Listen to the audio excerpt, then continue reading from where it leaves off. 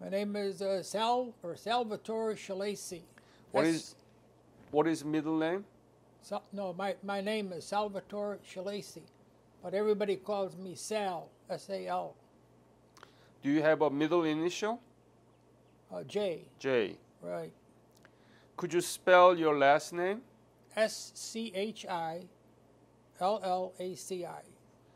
How do you pronounce it again? Schillaci. Schillaci. Right. Is this, what is the ethnic origin of this name?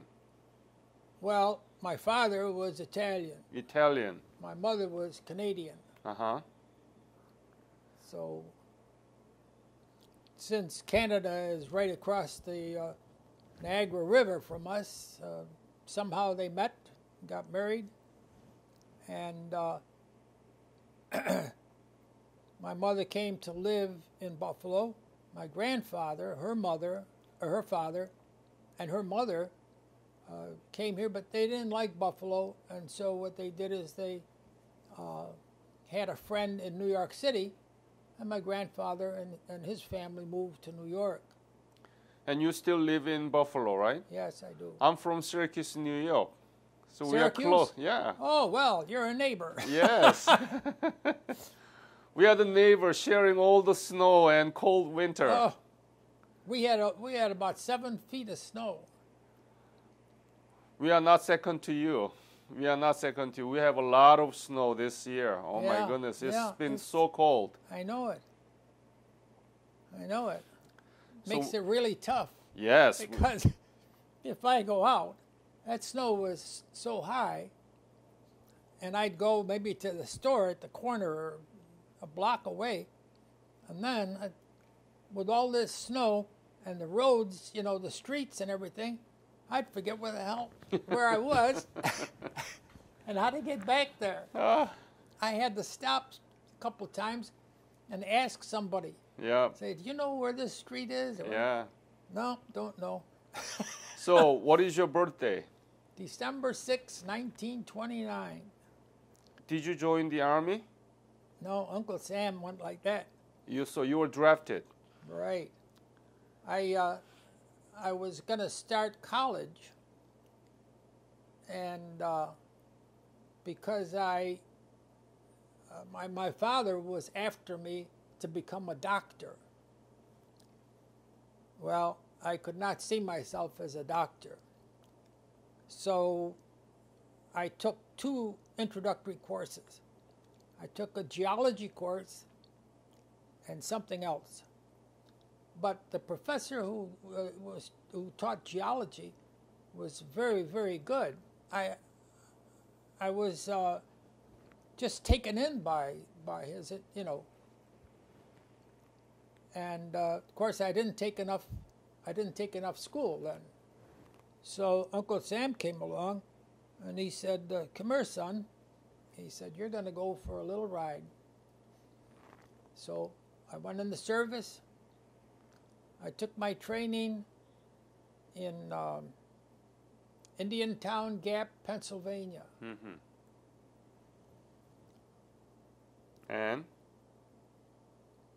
And from there we went to Seattle, Washington. And to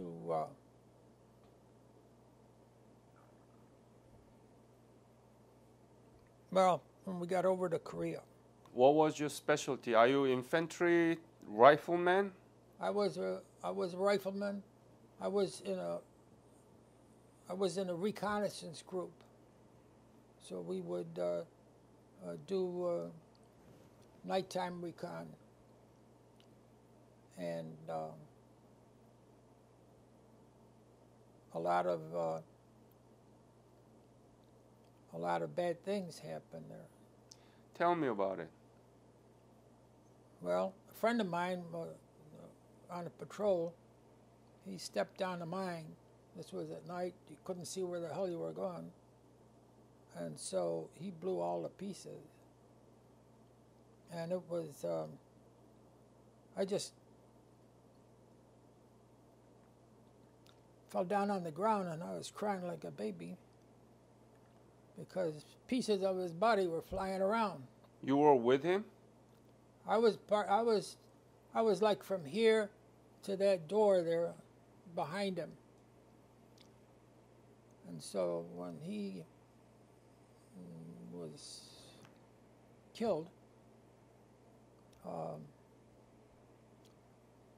the force of that grenade there, that landmine, was parts of him were flying around towards me. And anyway. Do you know where that was? No, I don't. I couldn't tell you that. When were you in Korea? The last is 61, 62. 1951. And 2, yeah. 51, right? 51. Yeah.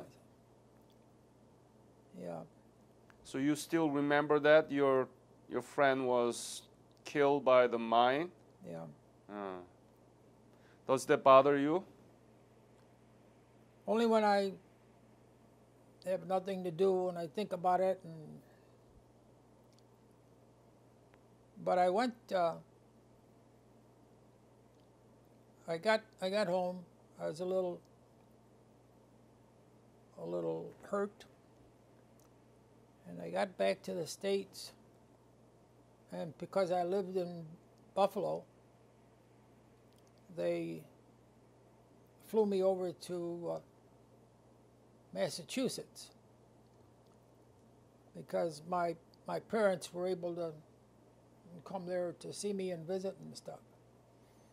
I was released from the Murphy Army Hospital, and they flew me home. They flew me to Buffalo. Then I went back to school with a vengeance. Uncle Sam said, if you want to go to school, and you get good grades and everything, we'll pay for your schooling. So that's a GI Bill. Right. Yeah. So I went, and I remember that professor who taught geology, and so I majored in geology. I got my degree in geology, and I got my advanced degree in geology, and I was trying to get a job. What university? Hard Rock. Where in? Well, I did some work for people in the Buffalo area. There is a quarry there, and what happened was they were drilling, and they drilled into a formation which was the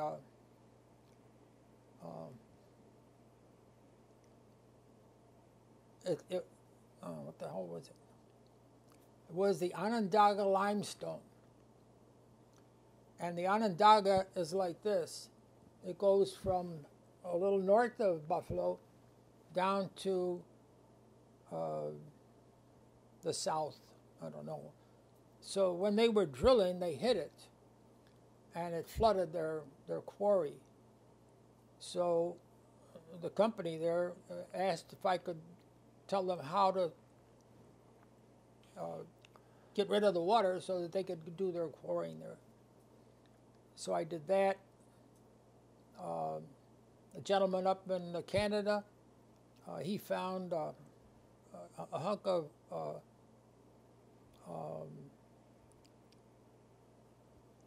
radioactive rock, and he thought that he had a good deposit of uranium. He thought he was going to be a millionaire, but it was in a special type of formation, which we discussed in college. And so I had to, but I did go up to Canada, and I looked at it to be sure that I was going to give him the right answer. And it was a formation that was, they called it a, no, whatever, it was like a canoe. Yeah. But hold on. Yeah. So did you take the ship from Seattle to Korea or Japan? To Japan, and then over to Korea. Yeah, from Seattle? from Seattle to Japan. What did you do in Japan? Got sent over to Korea. Right. How long were you staying there? Not long. Not long, right? No. Did not you long. get the weapons from them, or what did you do in Japan? Well, we had our rifles when we went, and so that was it until we got to Korea, and then you were assigned to some group. And Where did you arrive? In Busan or Incheon? you give me all these hard questions. I don't remember. I couldn't tell you.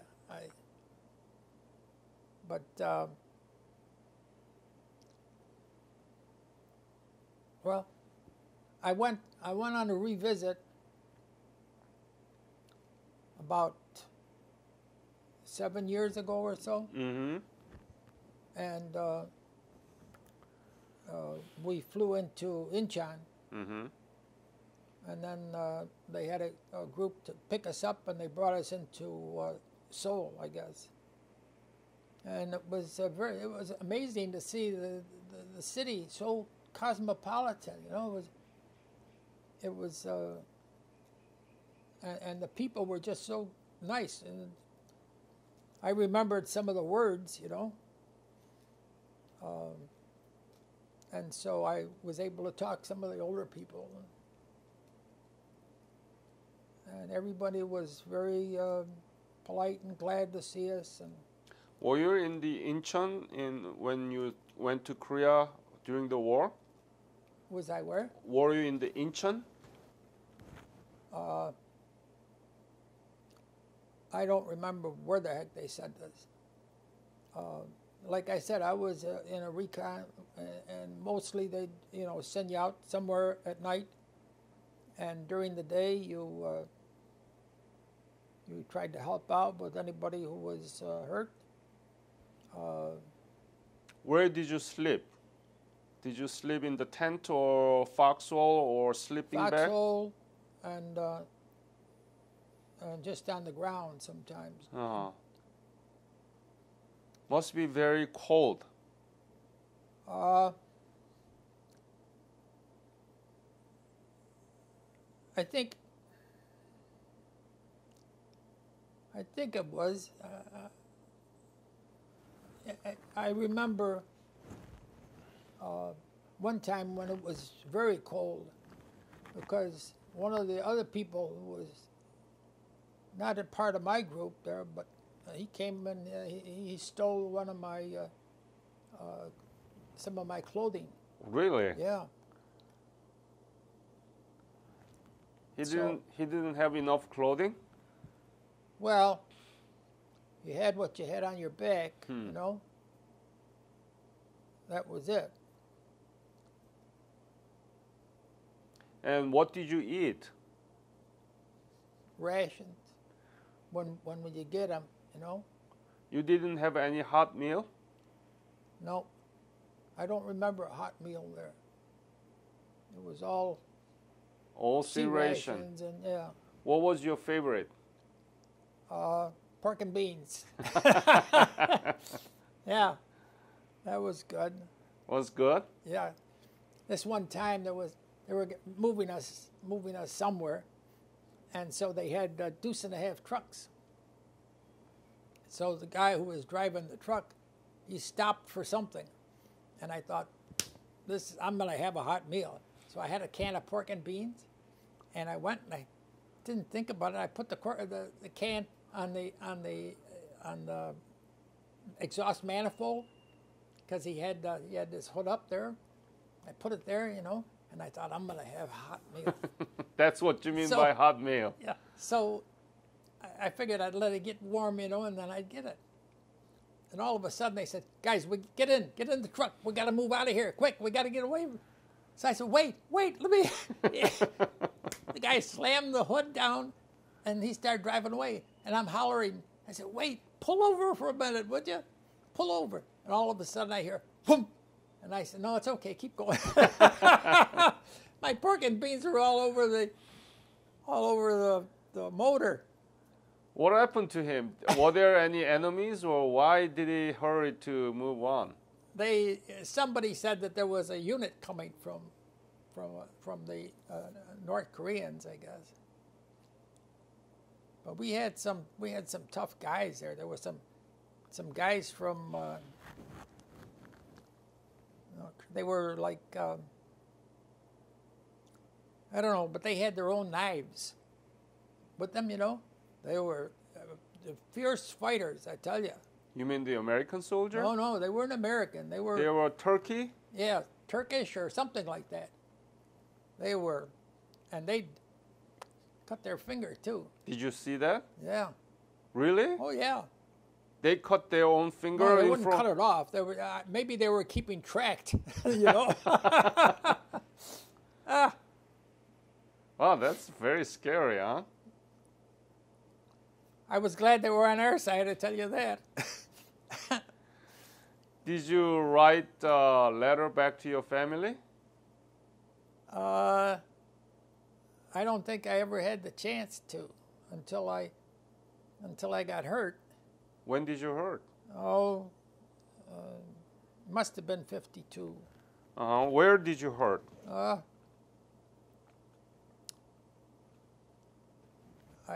I couldn't tell you. It was just out there. No. What body? Oh. What part of your body? Your belly? Yeah, abdomen. We were just on patrol. We had a sergeant who was a little wacky, and we were on this patrol, and the sergeant said, "Look over there. They left a machine gun there. We'll go get that machine gun." And I'm looking, I said, "I don't see any machine gun." Yeah, he said, "It's over there. I said, "Come on." He said, "Come on." Well, he was a sergeant, so we started going up this little hill, and all of a sudden, man, they opened up on us. And was it Chinese? I couldn't tell you because this guy is telling me, "Look at the machine gun there." I didn't see any machine gun, so I don't know who the heck was over there, So you went to MASH unit, or what did you do? Where did they take you? All I know is they took me to like a big tent, and they had some medics in there. They did a little stitching, and everything was okay for a while. But then after a while, it was just thing opened up, and so they took me out. To where? Well, it might have been to Japan. All I know is I wound up on the West Coast, and then they must have looked up my whatever info, and from there they sent me, like I said, to Massachusetts, and I called home, told them I was back in the States, and so my parents came to see me, and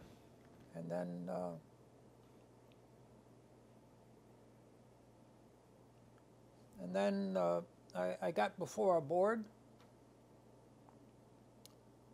and this captain, he said, if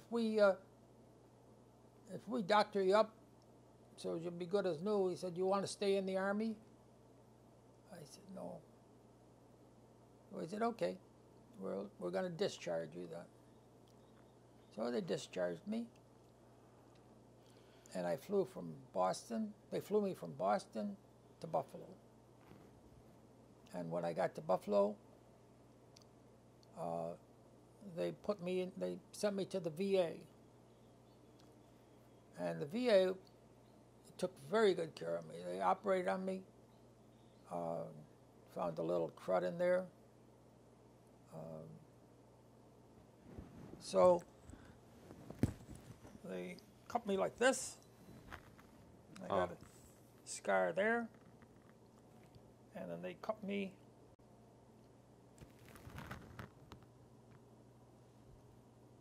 I got a few cuts. Just few. Yeah.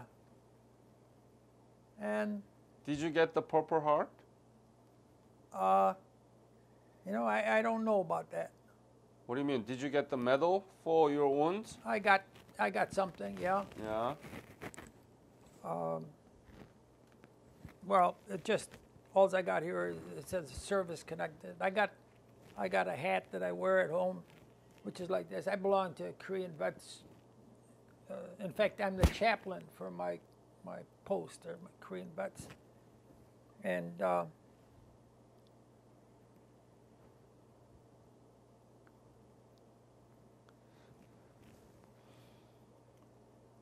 Do you regret that you were in Korean War? no. When I went on the revisit, I felt very good. I saw, you know, the little children there, and the people. So, you know, and I thought it was a good thing. But I'll tell you something. They took us to the DMZ, and there was a big building there. They took us in where you could look out, and you could see the chain link fence that separated the north from the south. Yeah. And I spoke to I think it was a captain who was in charge of the group that is stationed there. And he told me that at that time, they lost 92 men being shot by North Koreans across that wire. And then they took us to this building, and from the building you could look out, you could see the wire, and there was a road coming from North Korea to the wire. Yeah. And there was like an opening there in the wire, and here's these trucks coming from China to North Korea, through this thing into South Korea, and over to Incheon to ship the Chinese stuff to the United States. I thought that was a crock of bull. Are you proud of your service in the Korean War? I don't know how to put it. I admired the Korean people that we met, that we fought with, that whatever. And I thought it was really terrible. At the DMZ, they had that building where they met and all that stuff. 판문점? Yeah. And they had their door locked over there, and they took us in, and then they came over and they said, lock your door and all that baloney. I think it's such a bad thing that they did to the South Korean people.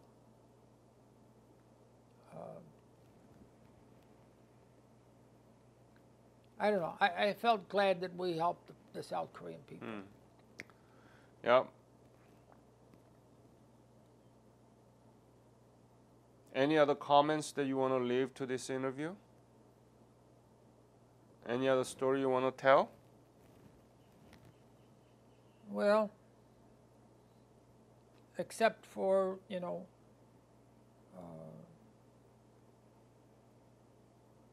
the fact that I think that even though I was just a small part in what happened, that we did the right thing. We helped the Korean people, the South Korean people,